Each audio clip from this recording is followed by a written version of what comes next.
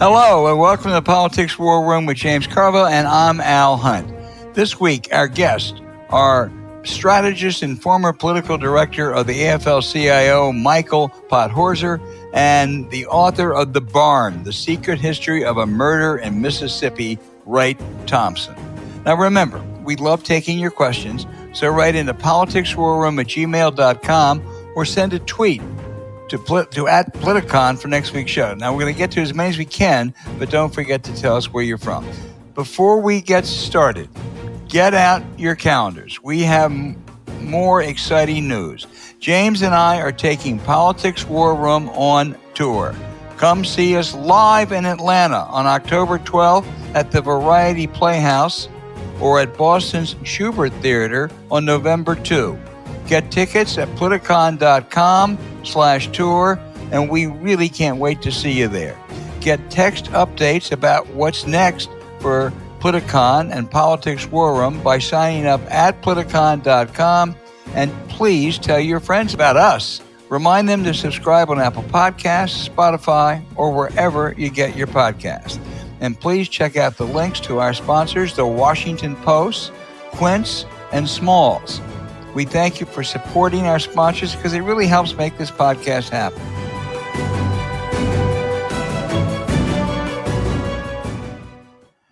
We've all heard that the devil went down to Georgia. These days, most people call him Trump. But it's a beautiful state with great people. So James and I are heading there to make sure it goes blue in November, and we want you there. In just 3 weeks, we're taking Politics War Room on the road to Atlanta for a live show on October 12th at the Variety Playhouse. What do you think the audience should expect, James? Well, what I hope that we deliver, what we try to, is some insight politics, maybe some jokes. We'll have some interaction with the audience. What I'm expecting there is a good time. So if you want to come and see if we meet the expectations, but my intent is the state of my birth. I got a lot of friends there, and there's a lot of stuff that we can talk about, and I'm going to have fun, and I think everybody else will. And there may still be people there who remember my wife, who for 5 years was an anchor on a local Atlanta television station, started her career covering a peanut farmer named Jimmy Carter, who is about to have his 100th birthday, by the way. And he has told people that, the 100th birthday is big, but the main thing I care about is getting to cast my mail-in vote before November 5. So it is a beautiful state, and it's an incredibly important state. So I'm really looking forward to getting our listeners fired up for a big win. I think Georgia, not only is in play, I think, if it's an honest election down there and the Republicans don't cheat, I think that Harris Walz can win Georgia, James. Let's do it again in 2024. But, we'll get fired up at the event in Atlanta and we'll go forth from there. Yeah. It'll be an incredible show, and it's a perfect way to kick off the election's final stretch. All you have to do is go to politicon.com/tour and get your tickets for October 12th at the Variety Playhouse in Atlanta, Georgia. Help us bring the vibes that will put Kamala in the Oval Office. And no, don't wait. They're going fast, and we want to see as many of you there as we can. So head to politicon.com/tour. That's politicon.com/tour now to get your tickets. The road to the White House starts then. We'll see you there.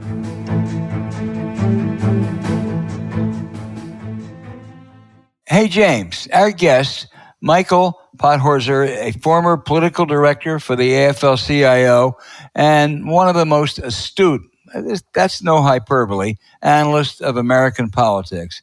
Michael, less than 50 days out, how do you see this presidential race today and any dynamics that are likely to really change it in the next 7 weeks? Sure. And first, thank you for having me on. That's very generous of you to say.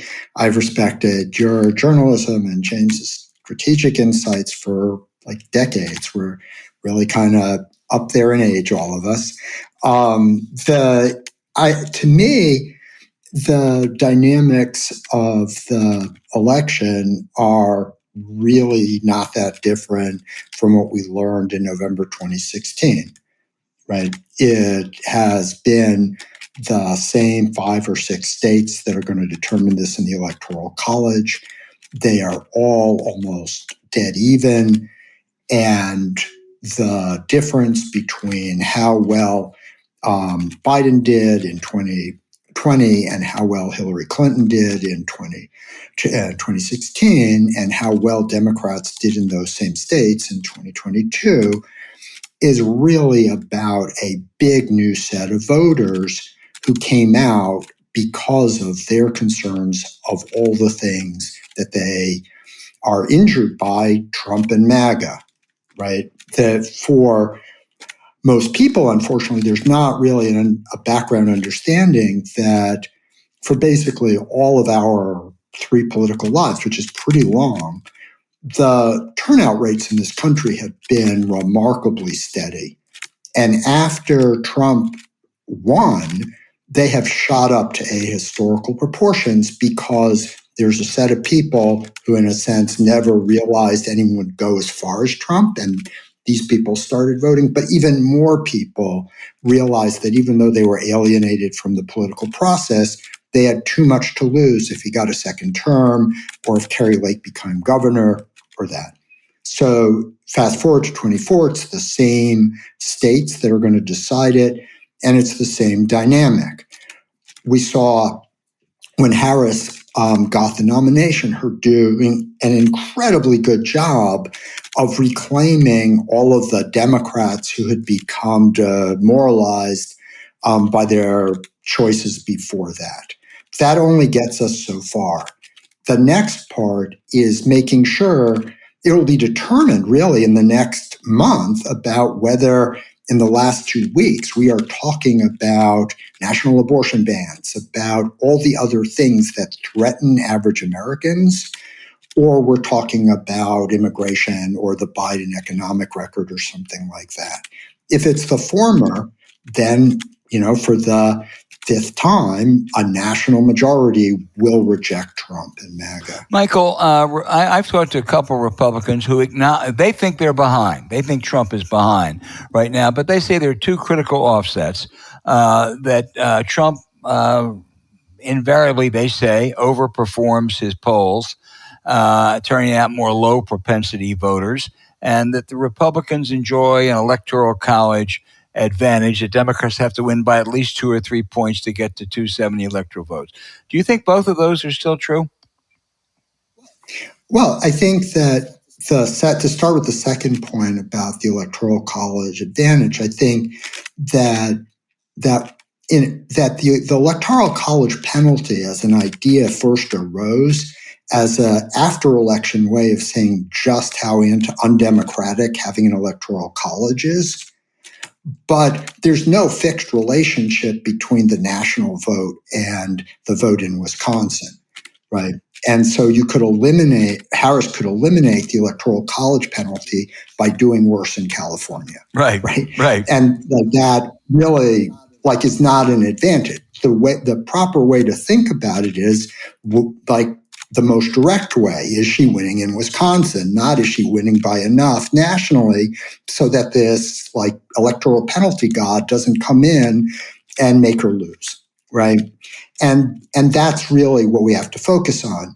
And I think the polling is consistently misleading and in both directions because the way the polling is done ignores the most important piece of information we have right now. And this is very different from when James was doing 1992 or any of these other times. This is going to be the 5th time people are voting with the same question.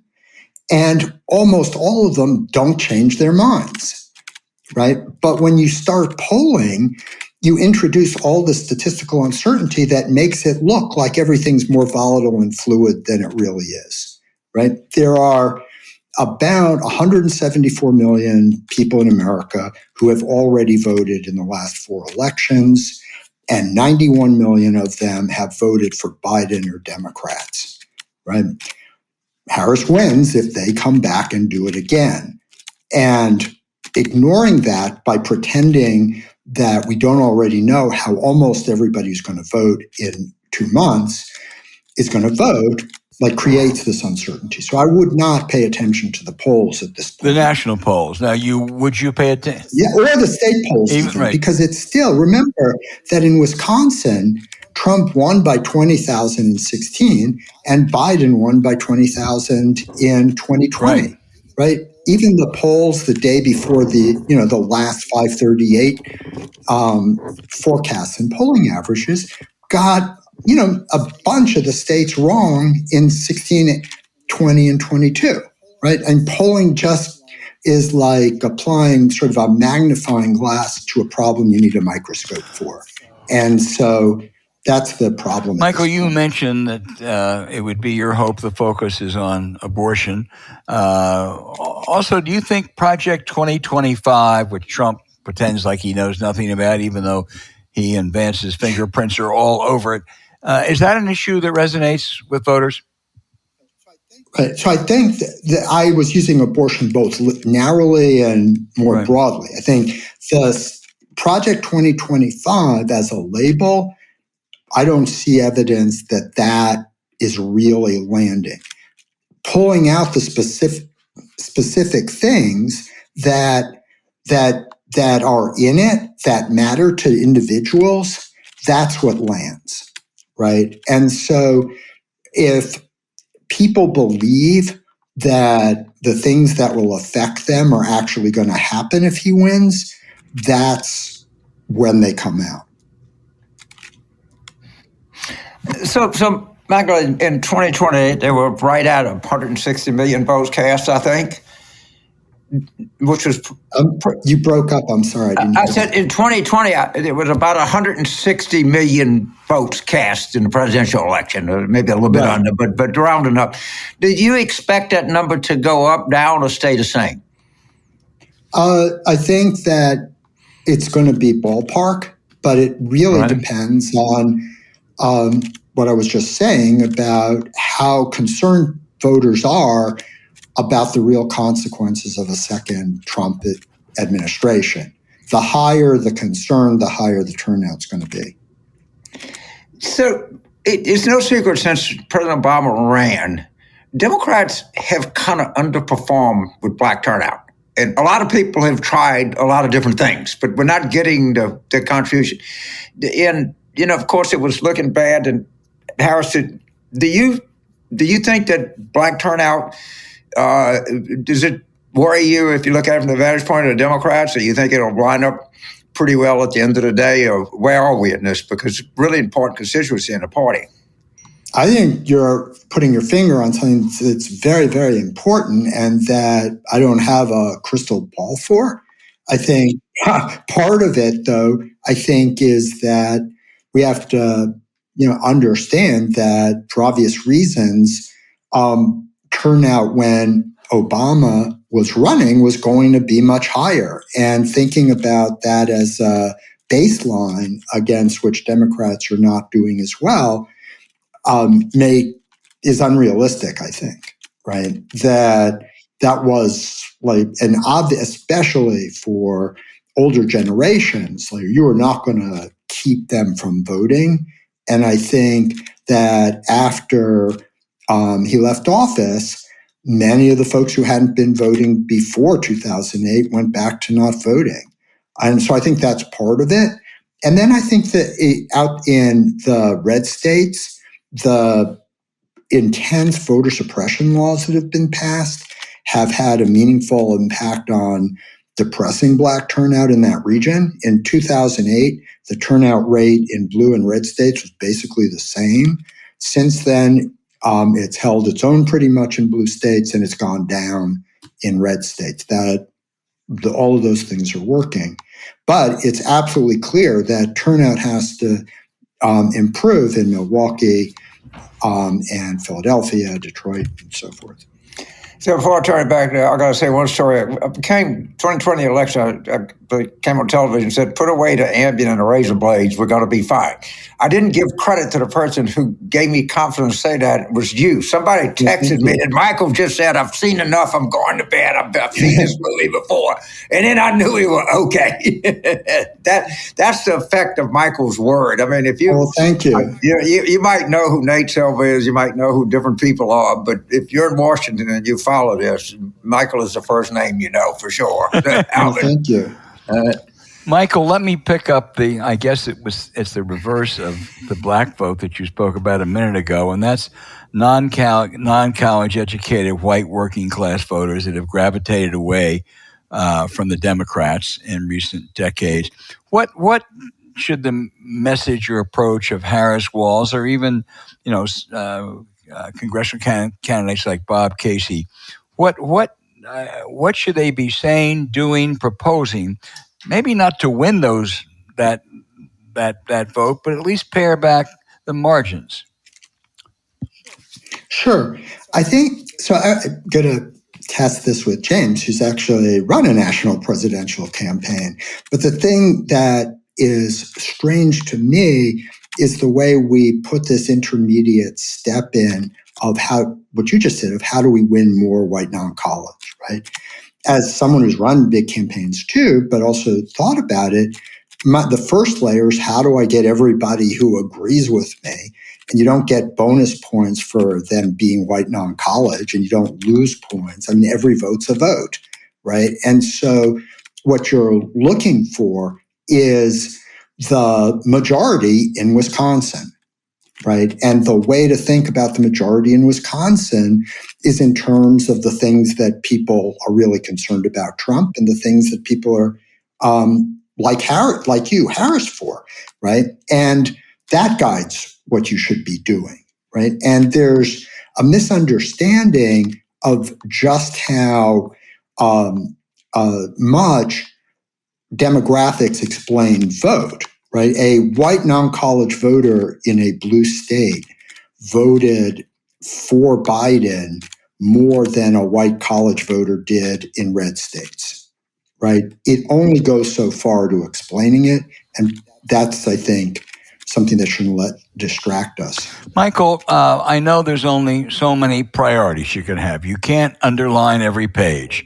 And talking about the issues that you think are important for Democrats to stress, you mentioned abortion, you mentioned the particulars of Project 2025. I don't know. I think Obamacare with subsidies due to expire next year should be a winning issue. And I think lower drug prices, insulin and others should be a winning issue, and even tax cuts for the rich. Now, I got a whole basket full of issues now, and you have to prioritize. But are those, I mean, how does that strike you?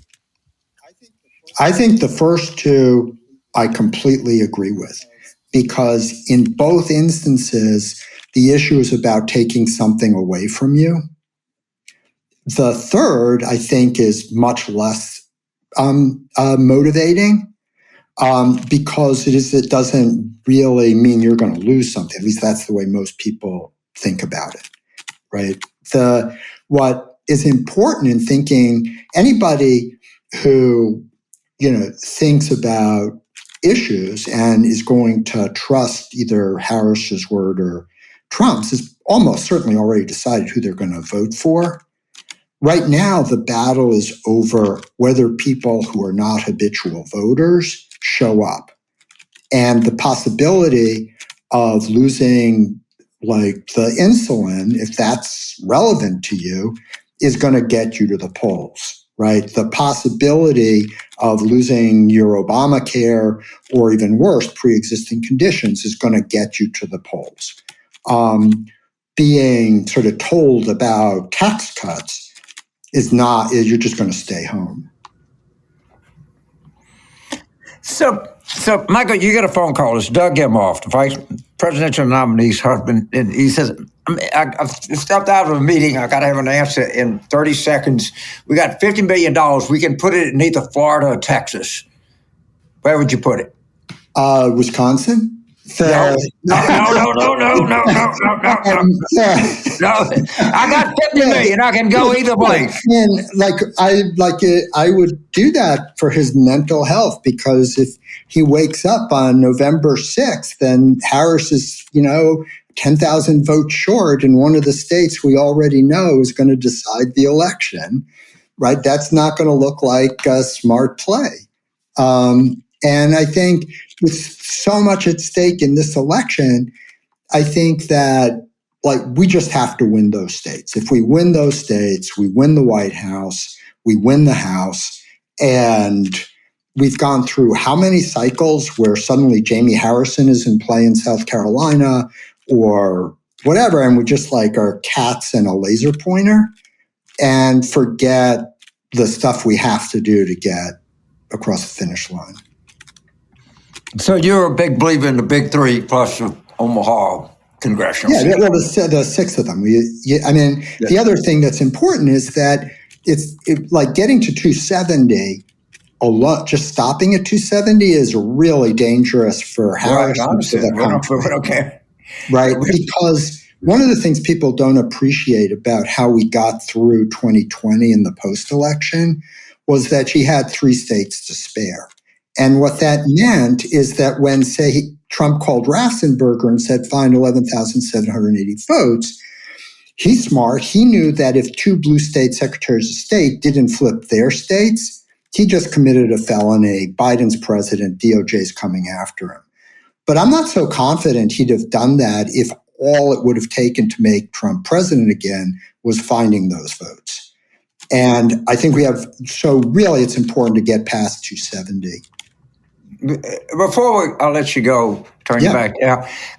You wrote very passionately about Roberts in the Supreme Court. And tell us what really pissed you off about the whole thing, because it took you out of your electoral comfort zone and put you on the Supreme Court. And I know something irritated the shit out of you.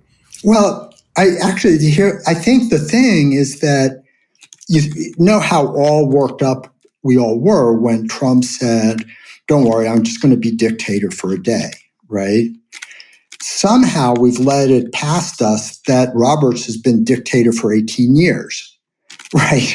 That he has changed the way we do elections by letting billionaires spend as much money as they want. He's changed it by undoing the Voting Rights Act. He's all of these things, the gerrymandering, all of these things that never could have happened if it had to go through Congress, he did by fiat. And we didn't react the way we should have. And what I was writing about was that finally, in that New York Times story Sunday, it really ripped the veil off that he was never a good faith umpire, right? He has always been an umpire who decides what the final score is going to be before the players take the field. And our hope for the future is making sure that we realize how they have actually implemented something like a constitutional coup in this country.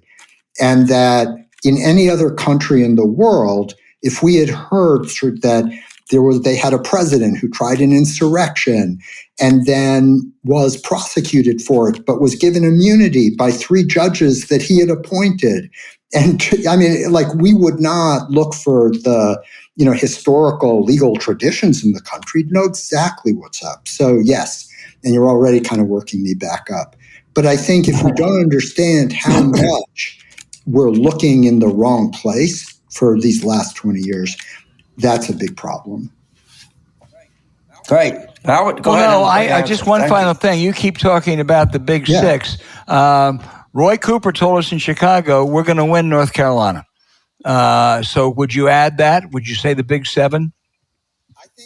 I think that I'm not, to be clear, I'm not saying that we won't or that we can't, but that we haven't, and we need to do everything we can where we already have more people who have voted against them than have voted for them. It's just a harder task there. And I'm not trying to diss his assessment of it. I'm just saying that if you have to make tough choices, And you have states where we have, there's another one of those things. If you remember how we all felt in November 2016 about the blue wall crumbling and the sense, white non-college voters, oh my God, Democrats are doomed for eternity now. Since then, there have been 27 elections in the 5 states that Biden flipped, and MAGA has lost 23 of them, right? Other than Kemp twice, really, we've run the table in those states. We know how to do that. And so I'm not doing crystal ball on North Carolina. I just know what we have to do to have Kamala Harris sworn in January. Michael, you were everything we said you were, and based on what you told James, I hope you go to bed early on November 5th. I hope so, Thank too. you very much. I'll be waiting for the word, dude. I'll be waiting for the word. Thank you, Jeff. Text me when you see it. Okay.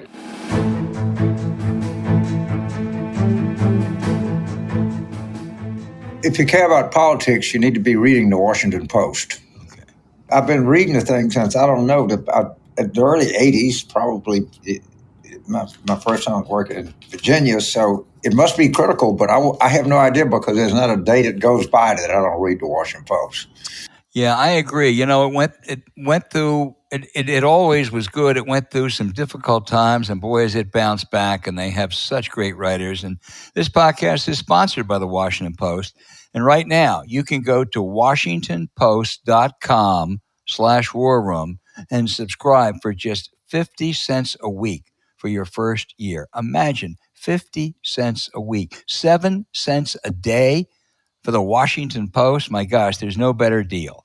If you listen to Politics War Room, you know the great work the Post does on topics like Capitol Hill, the economy, climate change, foreign policy, and right now, the 2024 election. It's a must-read for understanding how the day's current events impact us, our families, our work, and our country.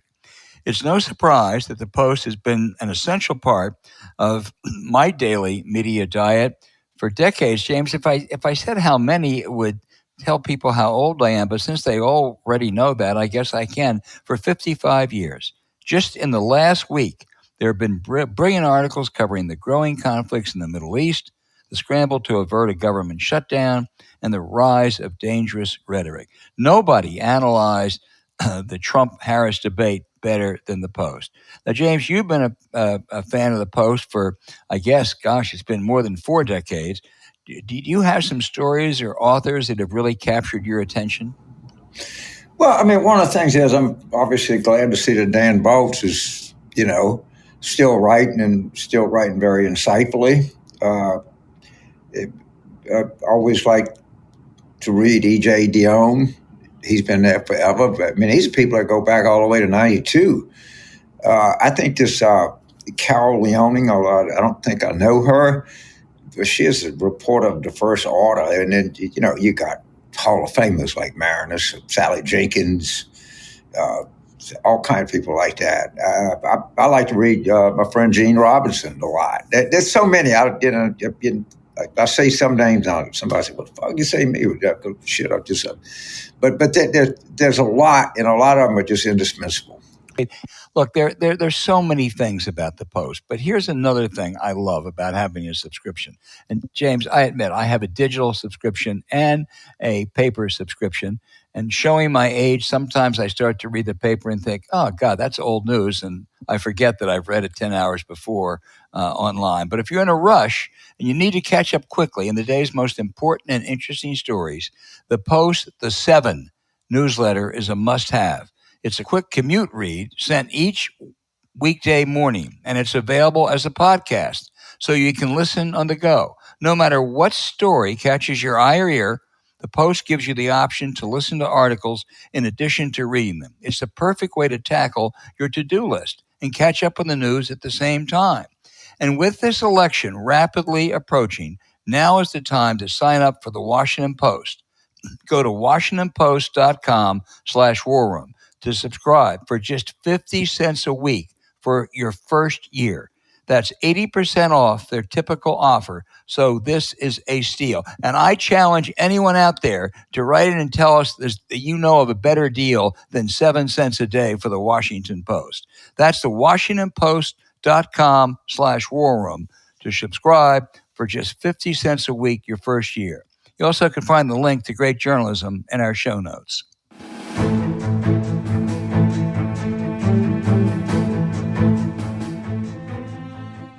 Wright Thompson, a celebrated writer, has written a new book, The Barn, The Secret History of a Mississippi Murder, that of Emmett Till almost 70 years ago. Wright, you are a renowned sports writer, a great storyteller. What got you into writing about The Barn and Emmett Till? I was at home during the pandemic and was talking to a friend of mine who asked if I'd ever heard of The Barn. And I said, "What barn?" And he started telling me the story. And I guess two obsessions sort of drove the quest. And, these are things that, James and I have talked about for a long time as Southerners. One was, how could this have possibly happened? And two, how could I have not known about it? And I think one of the central conflicts in the modern South is that feels very prescient, so close to November, is the eternal battle between memory and erasure. And it felt to me like if you don't know the truth about where you're from, you're not really from anywhere. And if you're not really from anywhere, then you don't really exist. And it felt like that was the animating quest through all of this. Well, just the context. Emmett Till was a 14-year-old boy from Chicago visiting relatives in Mississippi, and a white woman charged falsely, apparently, that he had whistled or made a play for her or something in a grocery store. Her husband and one other man, we thought back then, although I think you've elaborated on that, went and took this kid to this barn and brutally murdered him. You have said and written that the whole story has never come out, and it wasn't just two men. There were a whole bunch of them. So, there were, as best as I can come up with, 8. And it was many people from the same family. I mean, I think two things. I think, one, it's important to know that it wasn't just a group of people killing a child. It was one tribe of people killing a member of another tribe of people. And this was, as I'm sure, the veteran of the United States Marine Corps on here with us will tell you, I mean, that is an act of war as much as it is some random country killing. And I think the details about how many people were there matter. I think the fact that this happened in the dead center of the Mississippi Delta matters. What emerges in the telling of the story of this barn is a long history of the land around the barn, a 1,300-year history of 36 square miles in the Mississippi Delta. I mean, one of the smartest things I've ever heard about government came from Mr. Carville, and it was, that one of the roles of government is to take the sharp edges off of capitalism. And you see the sharpest edge of capitalism over and over and over, slicing Mississippi into a place that was perfect for extracting wealth through cotton and later soybeans, rice, and corn, and devastating for the people who were making that return on investment. And like all of those stories coalesce into why these people intersected in that barn on that night.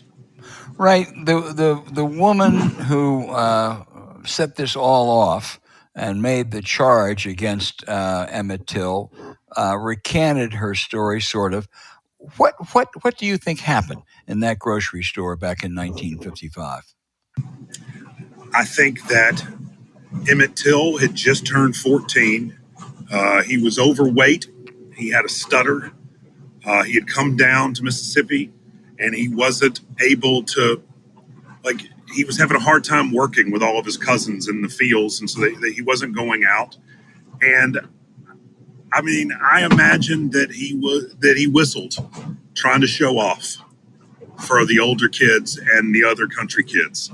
I think that, Carolyn Bryant's sister-in-law always thought that she made the story up because her husband had been down in Louisiana on a quote-unquote seafood run, which generations of Mississippians have used as an excuse to go down to Louisiana and party. And I think she made up this story to try to convince her husband to never do that again. And, it is bizarre that in 1955, whistling was a capital offense.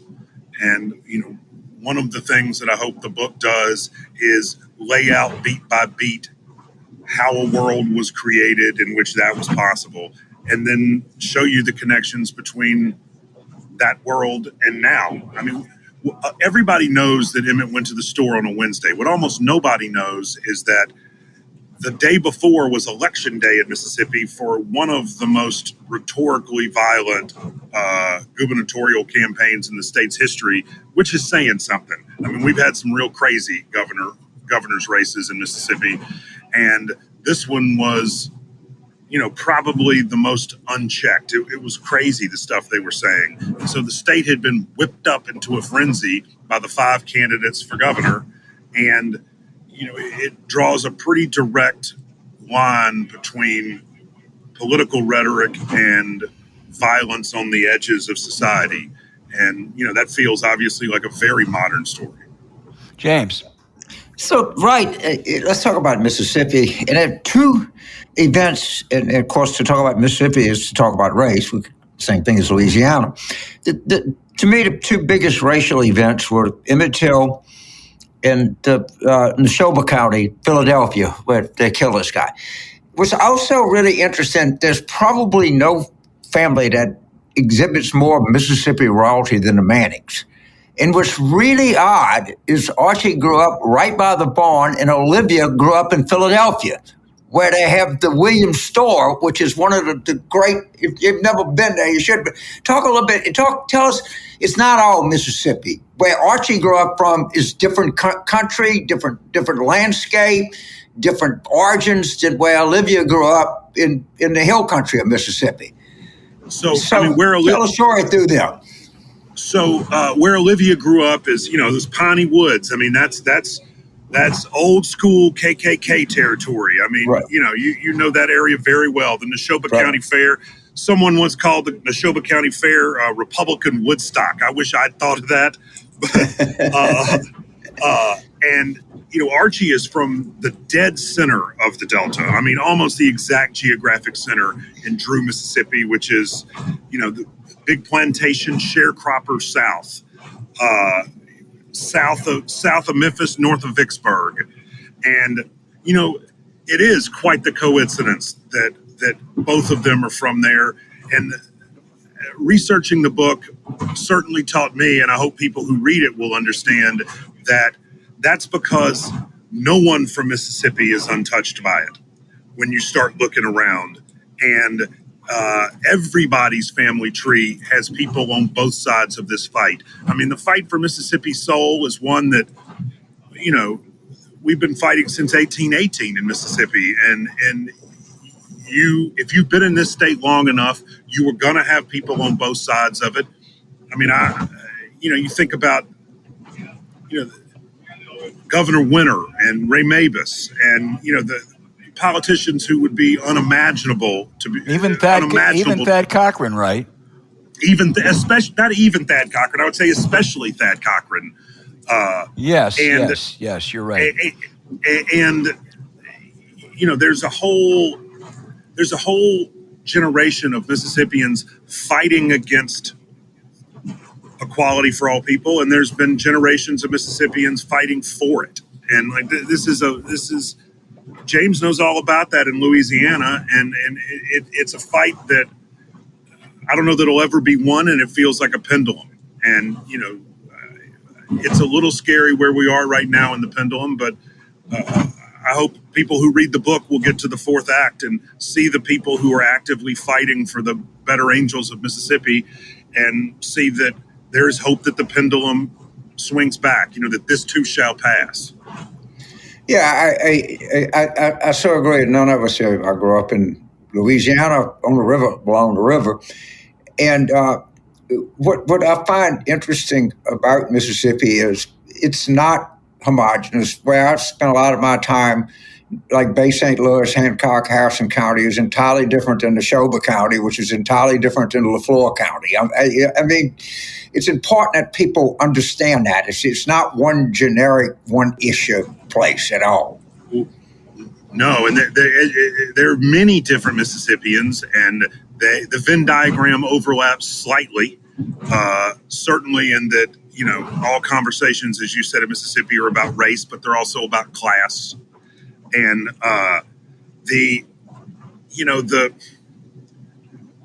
it is interesting because parts of eastern Mississippi are almost like Alabama, and parts of southern Mississippi are almost like Louisiana, and parts of southwestern Mississippi are almost like Arkansas. But I mean, there are many, many different versions of the state. One of the things they have in common, of course, is that the history, Mississippi was essentially founded as a colony of Manchester, Liverpool, London, and New York City. And even though I grew up there and I go back many generations deep there, I didn't realize that for how long, the whole time that cotton was the most important commodity in the world until it got replaced by oil in the mid-1930s, that the global river of capital flowed proudly and powerfully through the state of Mississippi. And so I didn't realize how closely the caste system, that is one of those things that unites the disparate parts of the state, I didn't really understand how that had been born. Right. I believe this is true. On the eve of the Civil War, Mississippi had more wealth than Virginia. It was, on the eve of the Civil War, I mean, cotton was oil and Mississippi was Saudi Arabia. Yeah. And we forget that slavery was a good deal for a slave owner. It was a great day. Can you imagine? You talk about making money, it's insane. And then the degree to which the entire economy, it was a little bit of a Ponzi scheme. And it collapsed. Like my favorite detail is, there were a couple of researching this about the Civil War. One is that the vaunted Confederate generals loved to buy fancy uniforms, but they were unable to nationalize the railroads and have trains show up at the point of battle with 8 pounds of hay a day for every horse and enough food and bullets. And so there was a moment that even as it was happening, the Civil War on the southern side was a reenactment of a military campaign. They didn't have those majors who graduated from West Point who were nerding out on the slide rules and making sure everything showed up. And my favorite detail is that nobody has less power but thinks they have more power than someone running the last rung on a commodity chain. And so when the Civil War started, the South decided arrogantly and smugly that they weren't going to sell any cotton because that way they would bring Europe to their knees. But my family are cotton farmers. And I knew almost before I could read and write that the most important thing in the entire world is the carryover. How many bales of cotton are in the global textile chain that have not been turned into clothes or whatever. And in 1859 and 1860 were such huge cotton crops that the South decided to start a civil war when there was so much carryover sitting in warehouses around Europe that nobody really needed any more cotton for 2 years. And so the South started a war because they had politicians who loved giving speeches trying to wind the people up to win votes, but they didn't have anybody who knew shit about economics. And so they started a war that was doomed before they fired the first shot. And so sometimes I wonder, why all these monuments around the South don't ever mention that all of these young boys went off to die in a war that their like rhetorically aggressive and fiscally stupid leaders sent them to die, where that war was over the moment the 1960 cotton crop left the docks of America to go to Europe. And like that was, I didn't know any of that. Obviously, Right. in my high school, we studied the genius of Robert E. Lee and the War of Northern Aggression.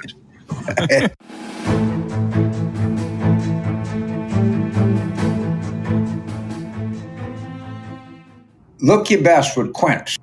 All the stuff they do is really quality stuff. And the good thing when you wear good clothes or clothes that fit you, it makes you feel better, gives you more confidence. I mean, that's a proven fact. That having, good quality, well-fitting clothes is a confidence booster in anything that you do. And this is a very, very different kind of cutting edge company, and the product is just stunningly good. Yeah, it really is. I'm sure, like so many of us out there, you have opened your closet and asked, why did I buy that? We definitely used to do that a lot. But then when you discover Quince, there are a lot fewer misses and a lot more hits that we'll be wearing season after season. Quince has all the seasonal essentials, like 100% European linen shirts for $30. A linen shirt for $30. $30. God damn, you can't get Oh my gosh. linen napkin for under $80. Right. That's a shirt. James, you're going to be dressing like a Republican. Plus, performance polos, versatile activewear, and more, all on their super easy to navigate website. The best part is that all the Quince items are priced 50 to 80% less than similar brands. Now that's because Quince partners directly with top factories, which allows them to cut out the cost of the middleman and pass the savings on to us. In this economy, that's a must. More importantly, Quince only works with factories that use safe, ethical, and responsible manufacturing practices. Add in their premium fabrics and finishes, and we can say we love it all. Our favorites so far, there are many, are the Flow Knit Breeze Performance Polo, and they're 100% European linen pants. The material feels amazing, and they are the perfect combo for looking good and keeping cool in the summer heat. The style is perfect for a summer party, a business meeting, or getting things done around the hill. As comfortable as the fabrics are, we guarantee you'll be even more comfortable with the prices.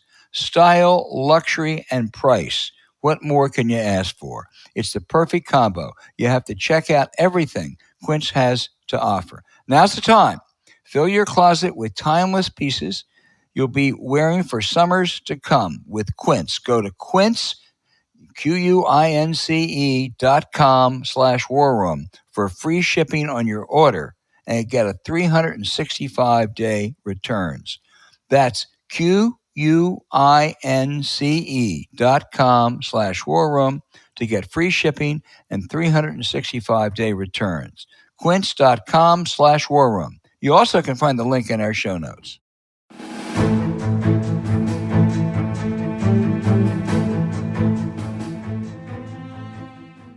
I turned back. We were making a point earlier. The one thing, and we can't do much about this election, but all this talk of tariffs is not popular in the Mississippi Delta, and it's not popular on the Mississippi coast. Got to understand that. Let me tell you, Donald Trump is catastrophic for the American farmer, both in terms of what he's done and what, the 2025 platform says they want to do. And so, one, I don't think he really understands the degree to which farm subsidies are actually subsidies for American chemical companies and manufacturing companies. But the tariffs, I mean, look, there are smart farm economists who might disagree with me about this, but I'm happy to have this conversation with anybody that, the tariffs are certainly one of the major factors to blame in the elevation of Brazil's cotton economy from fourth to third in the world replacing the United States as the number 3 cotton producer. And the fact that there is now another U.S., India, and American-sized cotton crop flooding in the market. Look, every day I check. The price of cotton right now, the December cotton futures are at 70 cents a pound. And I mean, that's below production cost. And that is, I mean, I would lay that directly at the feet of Donald Trump being an idiot on Twitter. Yeah. Right. I'm going to pick that up. I want to go back to Emmett Till. If you look at the 60s, the Birmingham church bombing, the killing the civil rights workers in Neshoba, Bloody Sunday on the Edmund Pettus Bridge, they all produced a reckoning, results. People were outraged, things happened, bills were passed. For all the tragedy of Emmett Till and his mother insisting on that open casket to show what they'd done to her boy, it really kind of was forgotten, wasn't it? I mean, it was only a year later that the Southern Manifesto was adopted by most of those politicians. You know, it wasn't exactly forgotten, although many parts of it were forgotten, and that forgetting was quite intentional. I would argue they were, and the book argues they were erased. But I think that murder created a movement, but it also created the opposition to that movement. Both of which remain strong. I mean, in some respects, you know, July 1776 isn't the birth of America. It's August 1955, the modern America that we live in now. I feel like so many of the things that we continue to fight about that, that James, you guys have spent your whole life involved in these fights. I feel like a lot of that was born in this moment, which is another one of the sub-arcs of the book. Right. My good friend Janet Langhart Cohen did a wonderful play on Emmett Till and Anne Frank talking about bigotry in an afterlife called Memory. But are there other conversations and memorials in Mississippi to Emmett Till? And was that barn sold, and what's being done with it? So the barn is being purchased by the Hollywood producer Shonda Rhimes, who is a really remarkable person who's put her money where her mouth is over and over and over, but especially here. And there are many other markers, but I mean, the Bryant's Grocery, where the whistling occurred, that is owned by the family of one of the jurors who refuses to sell it, and it is rotting on the Money Road in between Minter City and Greenwood, Mississippi. It's falling down. The National Park Service has just come in and taken over Roberts Temple in Chicago, which is that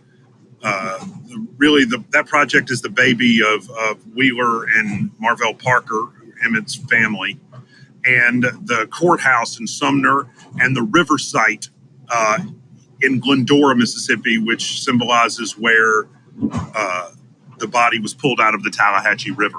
So there is an ongoing thing. There's an ongoing project to remember, just as there has been an ongoing project to forget. And the conflict between those two things is eternal, ongoing, but feels especially freighted with meaning right now. Well, that leads me to my final question, and this is for you and James, and what the hope is for your native Mississippi. You live in Oxford, an extraordinary town. I'm sure you know my dear friend Curtis Wilkie. But my son worked in a gubernatorial campaign there last year, and they came close, and there were some encouraging signs. But, Mississippi still is one of the few states that has not done Medicaid expansion. There was terrible corruption about money intended for poor people down there, and education and healthcare outcomes for Black citizens are probably the worst in America. What are your hopes, though, for your state? And James, jump in. Well, I'll go, and then I'd like to hear from James, because James probably has a better sense of, I know what my hopes are, and I would love James to tell me what he thinks is possible. Because, I met your son in that campaign. They did a great job. And there were a lot of us who thought that, this was going to be the first Democrat governor since Ray Mabus. And sometimes I worry that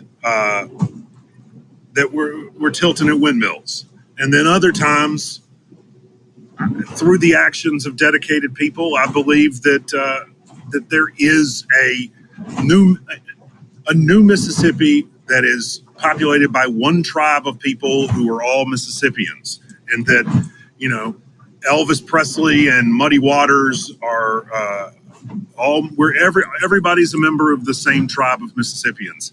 I don't know, man. It sort of depends on what day you ask me, honestly. Well, right. I'll talk about this, and if I can jump in.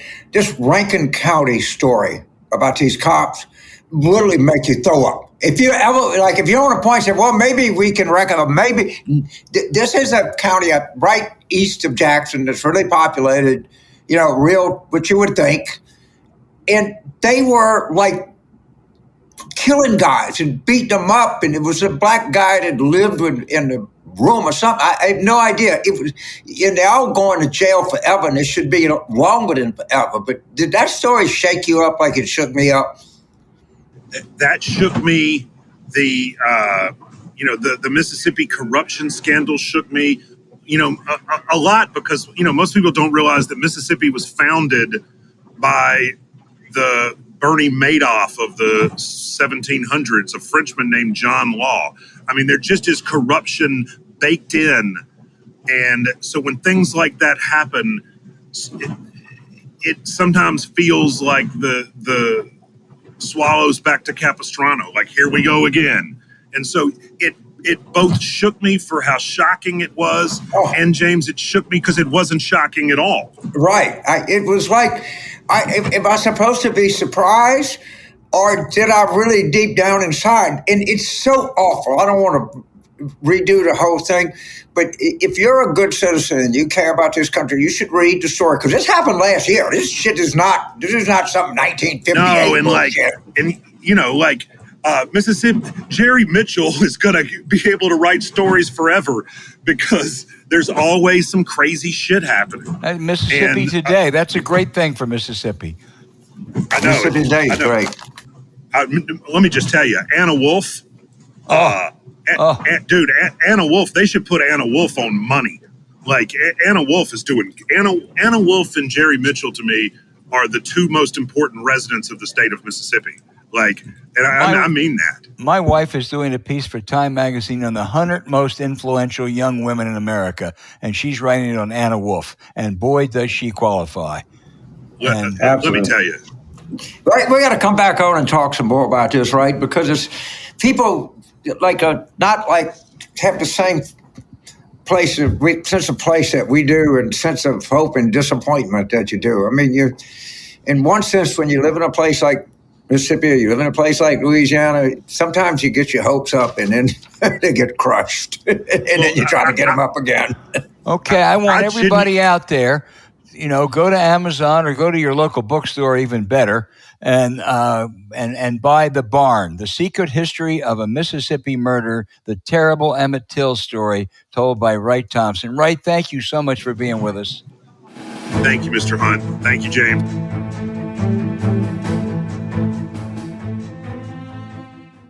Get your cat leading its best life with Small. It's a weird thing. My wife and daughter all like cats.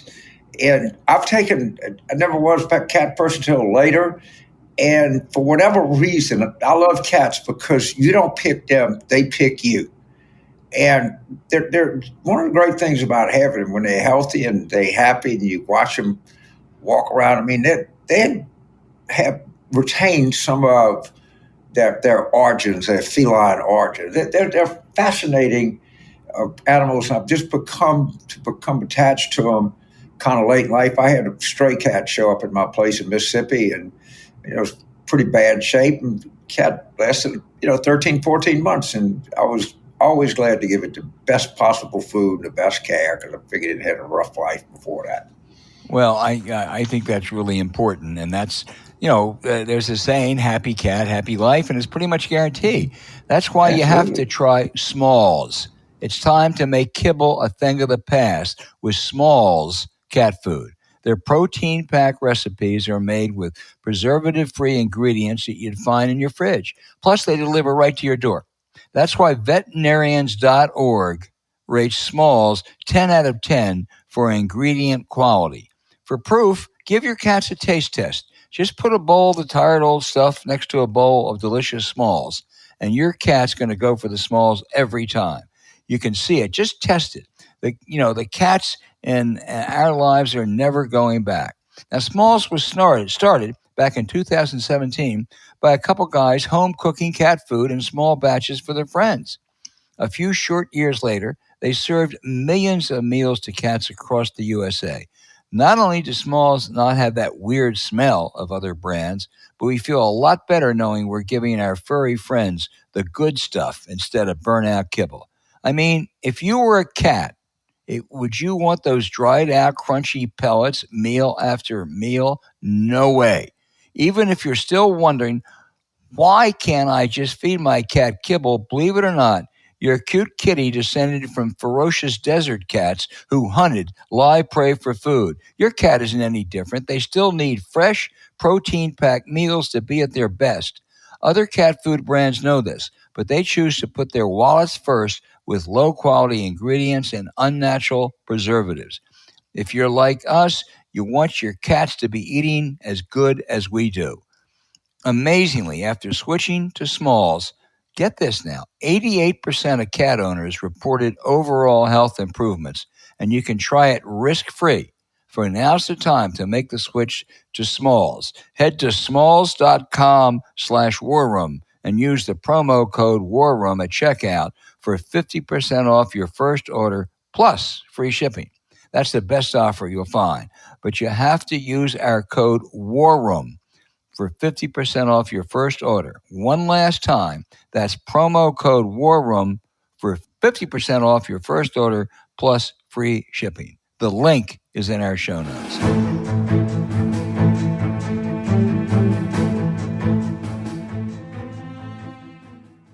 James, in our discussion of the Supreme Court, while I agree that it has certainly been very Republican, not just a conservative court, but unlike you, I thought Chief Justice John Roberts was at least trying to find some common ground. Then there was the outrageous decision giving Trump immunity from some possible crimes he committed. Forget the idea that no man is a king. Roberts, an exceedingly well-documented New York Times piece revealed, engineered that decision.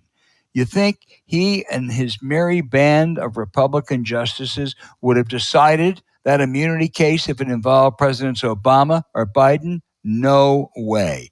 There was a unanimous Court of Appeals decision, which included a Republican who had sided with Trump on some other matters, that ruled, of course, he doesn't have special immunity. Almost immediately, the Times reported, Roberts declared he'd reverse that decision. He even took the authorship from Sam Alito, who was caught flying an insurrectionist flag from his home. The Roberts decision was ridiculed by a number of important legal scholars. One smart court watcher said, I'll tell you what the chief is about. He's like little Lindsey Graham. He figures if he can't beat them, he better join them. And that's what he's doing. So the United States Supreme Court, under John Roberts, is taking on the appearance of a MAGA subsidiary. One more point. The press should aggressively now seek out what's going on. Internal deliberations, differences, political and interest group pressure. I'm sorry. If you can cover the Pentagon that way, why the hell can't you cover the Supreme Court? I think particularly when a court is this political, there is a greater need for transparency. Yeah, I don't think Trump, figured he couldn't find me join him. Roberts. I think Roberts was always that way. I think he fooled people because he had this kind of demeanor. He went to an Ivy League school. He worked the right people. And there was this assumption that, he's a kind of umpire, may not like him, and bullshit. He's been a dedicated right-winger his entire goddamn life. His entire judicial philosophy is to keep Democrats from voting, keep companies able to make as much money as they can without any larger public obligation. I mean, some of the stuff that they've done is outrageous. But the narrative that is, I think, the least likely is he got co-opted by these people and just kind of enjoyed having power and put it together. I think he was always one of them. I think he duped a lot of people, really duped a lot of people.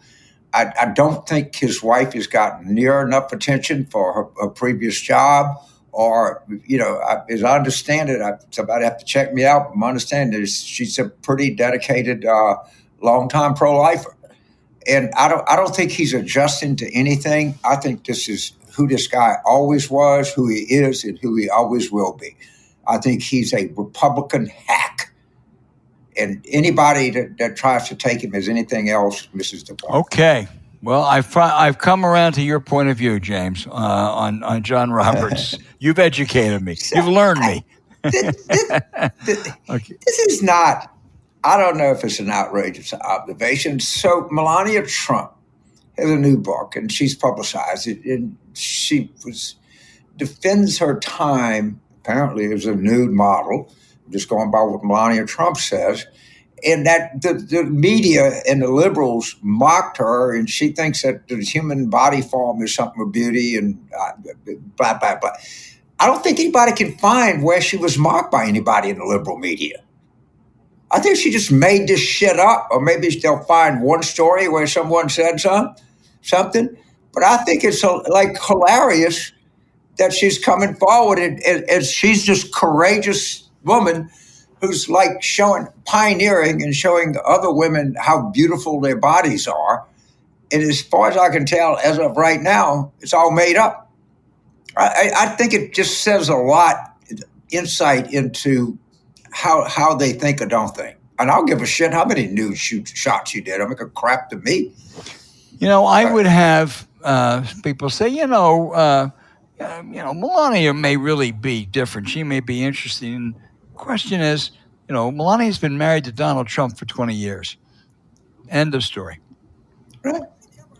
But have you ever heard of, look, my advice, don't get under too many hot lights because, well, shit can melt, if you know what I mean. Okay. We'll be back. We'll be at the 92nd Street Y Thursday night of September 19th, and then Atlanta on the 12th of October, and Boston November 2nd.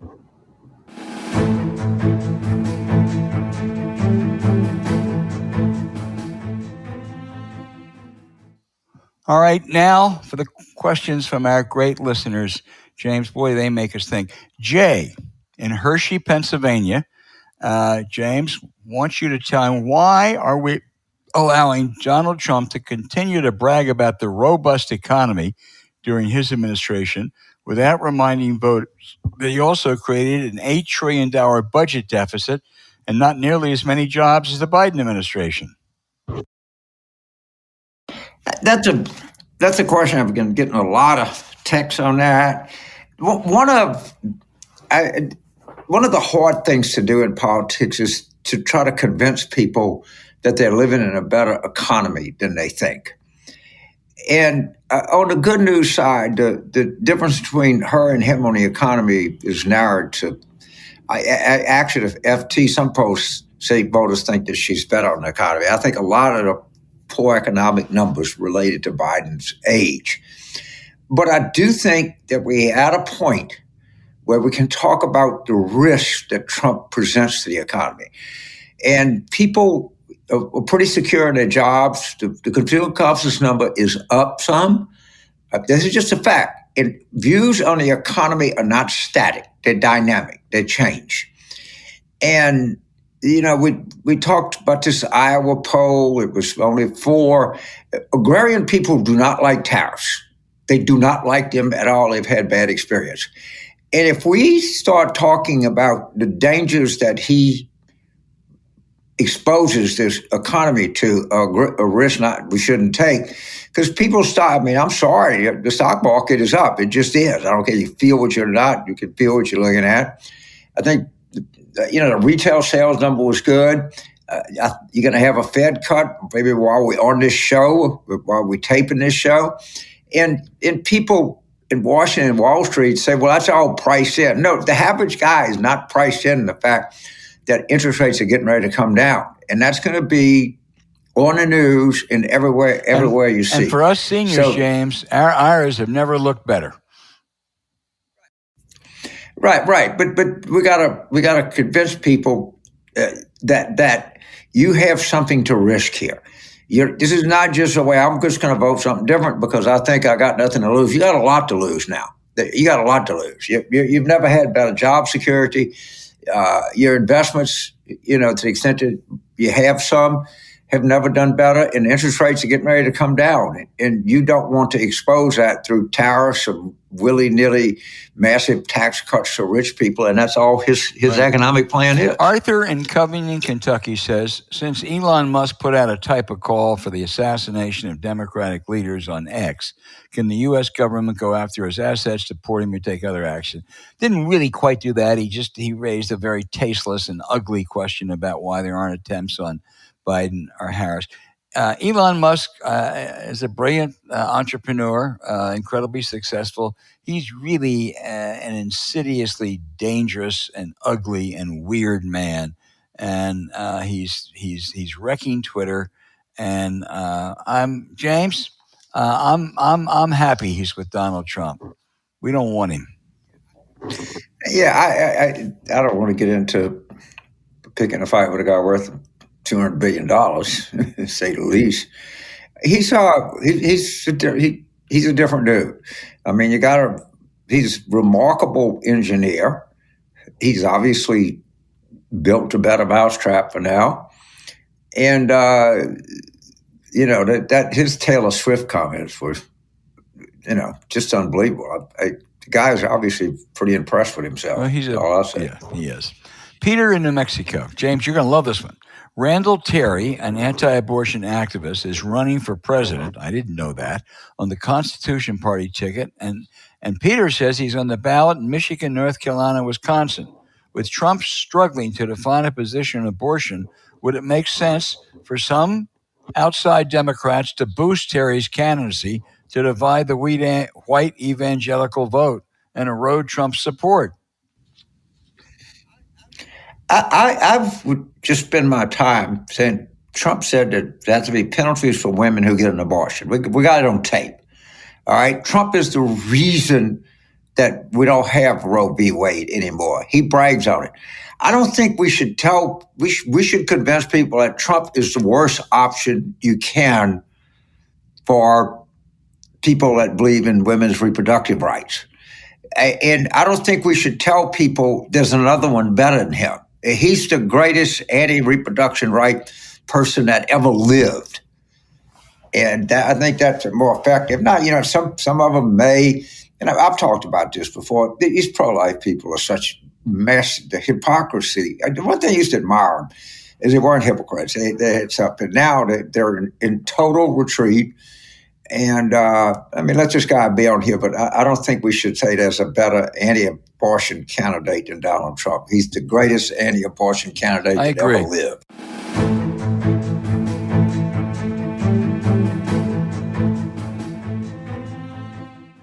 The first week of November will decide the fate of the nation.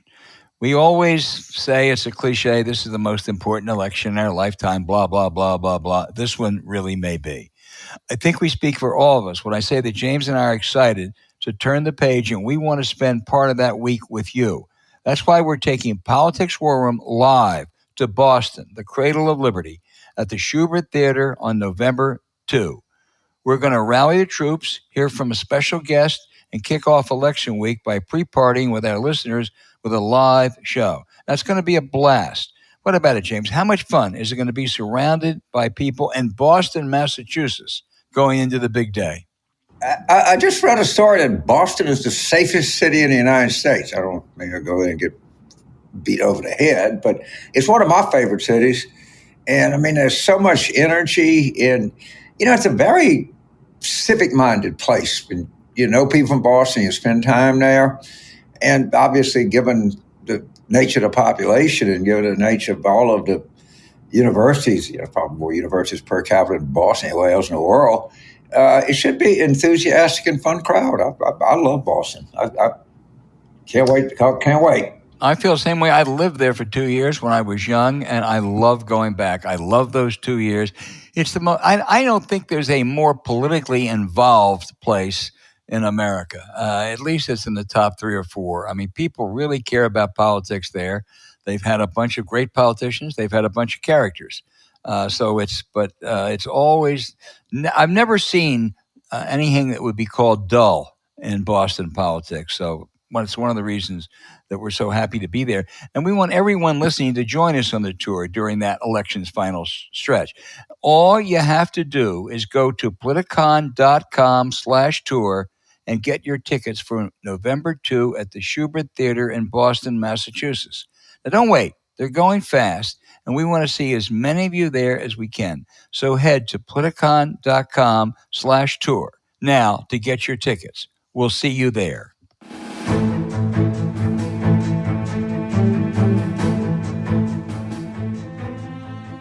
Trudy from Hawaii says, Kamala spanked Trump during the debate, but the way she answers questions about the Biden economy draws criticism. She's accused of dancing around a real answer. And this will warm your heart. If the great communicator Mitch Landrieu could inhabit her body for a while, how would he answer? You're right, Trudy. I listened to her interview with the Philadelphia Inquirer. It wasn't that it was bad, but she was asked a direct question about the cost of living, and she spent the first minute describing her growing up experience, and her mother was a hard worker and all that. That's fine. She established some of that during the convention. She has an answer. She has to get to it right away. And it basically has to be, look, we're making a lot of improvement, but we got a long way to go. And the one thing I'm going to do, I'm going to make sure that this price gouging doesn't continue. I'm going to make sure that we negotiate prices for prescription drugs. And yes, your cost of living is something that I care about a lot, and it's going to be better if I'm president. Yeah, I think the better way is to just come out with a couple of look, do I understand that? That's why we have insulin capped. That's why I want to go after people for price rigging, blah. And then say, this is something I'm acutely aware of, and then tell a story of your middle class origins, right, or you work at McDonald's, that you've had some experience with it. But you should have a quick in and out kind of answer where you say, of course I thought about this because I've been through it myself. But you can switch the order up a little bit. The other thing that I've talked to some people today, and this is kind of universal, the whole portrayal of Harris and the word that people use in focus groups, and a lot, is ditzy. So Fox and Newsmax and Trump had built this entire image that she giggled, she wasn't serious, she was ditzy, she was typical female. And of course, the debate came in and blew that whole narrative to smithereens. So then they're stuck, all right? So you Sean Hannity, you Jesse Walters, and you're stuck. You got your naked, you're trying to cover your crotch. And you said all of this, so therefore we have to go to, she had somebody talking in her ear, it was planted, it was a rigged deal. Right. They gave it a question because they had to have a justification of why the Kamala Harris we told you would show up, didn't show up, an entirely different person did. But understand that a lot of the images of her are still formed by that. And I think there's a golden opportunity here because people, the more that they find out about her, the more that they realize the original impressions and impressions that they were told were not correct. And I think there's an opportunity here. James Jack in San Rafael, California, says Harris should continue to campaign brilliantly. She has, but Democrats need to stay aggressively in the offensive to keep the Trump campaign on its heels. Where are the Democratic versions of Roger Stone or Steve Bannon, James? Well, first of all, they're unencumbered by the truth. And when you're unencumbered by the truth, they said, look, the immigrants are eating dogs and cats. And then J.D. Vance said, well, that's not true, but we had to do it to create a story, to start a conversation.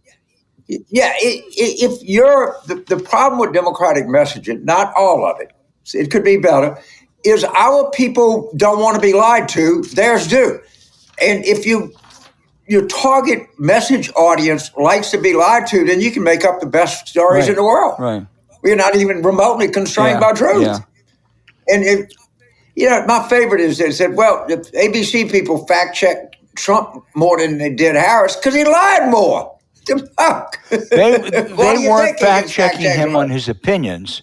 They were he said, I created the best economy, in the history of the world. That's not true. But that wasn't. He was fact-checking when he said that, he was basically talking about abortions after birth. Which is just illegal. Right. Anyway. Right.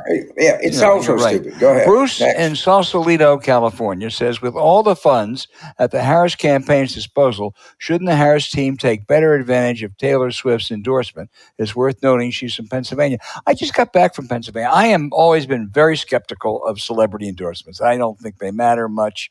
Maybe they help with some fundraising. I'm not sure that Taylor Swift isn't a little different. I think she reaches younger voters. She reaches suburbanites. And I know, at least I talked to a couple really smart Democrats up there. She's not going to be the difference. She's not going to bring you 3 or 4 points. But they think that she really could play a role in turning out some more voters.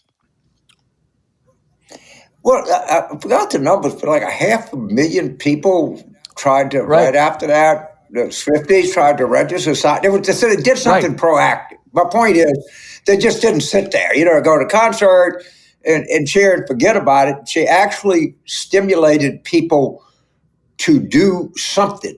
And I think that, I don't know much about her music, obviously don't know her. I think that they are so threatened by her because that young person, I guess she's 37, she's young to me, she seems really confident in herself. I mean, she's obviously one of the great entertainers. Shit, maybe I'd ever fucking live, for all I know. She's very comfortable. She's confident. And, her boyfriend's obviously like a great guy, comes from a great family. Since say he's a great football player, everything that you see, I think she really brings out feelings of inadequacy in these right-wing people. I think that's why they hate her, because she's confident, female who's very pleased with her, should be, as she well should be, with her talent and her looks and everything about it. I think these people look at her as a giant threat, because this is a woman that really don't right, and she's like all that, James, and independent. She didn't go and endorse Kamala Harris after consultations and deliberations with the Harris camp. She did it right at the end of that convention on her own. The Harris people didn't know it was coming, which I think is a testament to her both her independence and probably her savvy, James. Maybe. I hope so, but there's anyway, I know about this woman. I'm a seniors for Swift. Henry in Louisville, Kentucky. Final question says, why is it never discussed that when a woman has an abortion, there was a man involved? Maybe 90% of the time, a man is fully supportive of that choice. It's not just a woman's issue, right, James? I completely agree. And by the way, Louisville is one of my favorite places I've ever lived into, had anything to do with. It's a great town. And, I've said this, that I think that white college males are a place that Democrats can actually got some upside, because white college males tend to be more pro-choice than non-college white males. And also, they have something to lose in this economy. So I think it's a good target audience. And I do. I think it's not just a woman's issue.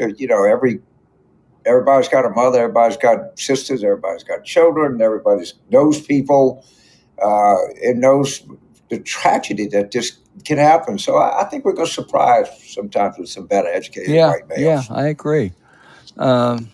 Okay, keep those questions coming in. They are really good. If we didn't get to yours this week, we'll try to get to it next week.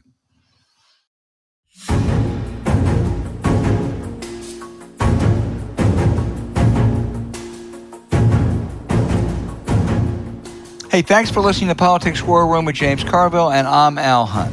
Remember, get your tickets for the Politics War Room Tour. James and I are bringing the podcast to you live on stage at the Variety Playhouse in Atlanta on October 12th and Boston's Schubert Theater on November 2nd. You can get tickets at Politicon.com.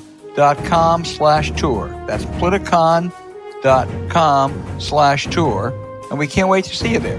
As always, send your questions for us by email to politicswarroom@gmail.com or tweet them for next week's show at Politicon. Following this episode, we'd really appreciate it if you check out the links to our sponsors, the Washington Post, Quince, and Smalls, in our episode show notes. We thank you for supporting them because when you do, it helps make this podcast happen. Now, to keep up with us, subscribe to Politics War Room on Apple Podcasts, Spotify, or wherever you listen. And check out our Substack at politicswarroom.com. James and I are constantly adding new content, so go take a look. You can also find other shows you might enjoy on the Politicon YouTube channel or when you search Politicon on your favorite podcast sites. Remember, please rate the show with a 5-star review. We'll be back next week with another show as we continue our War Room planning.